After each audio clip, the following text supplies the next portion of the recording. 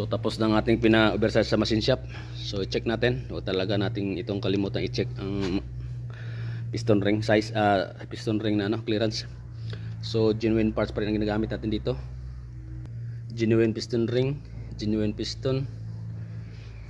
So 0.50 lahat todo. So check natin to kasi para sigurado talaga tayo dito sa trabaho natin. Kasi sigurista talaga ako pagdating dito eh. Wait. So yes. So check natin talaga ito kasi dito nakasasalalay ang buhay natin. Yan, check natin yan isa-isa.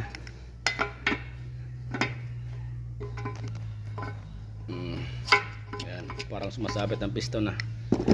So check natin talaga ito Yan. Uy, parang alanganin ako dito ayaw pumasok. So 8 ang clearance natin dito. 8 parang tikom bibig wala tikom, walang clearance. So alanganin tayo dito. Check natin, try natin 6. So kahit 6 alanganin, ano ba ito? Tulog yata ang gumagawa nito Dito pwede sa akin. Hindi ako makatulog nito. So ibalik natin to sa machine shop pag ganito. Dapat sureball talaga tayo pag ganito kasi tayo rin ng nito, mag-overheat ito. Maglalagarat ito. Wala ito, dito magandang pamahiin.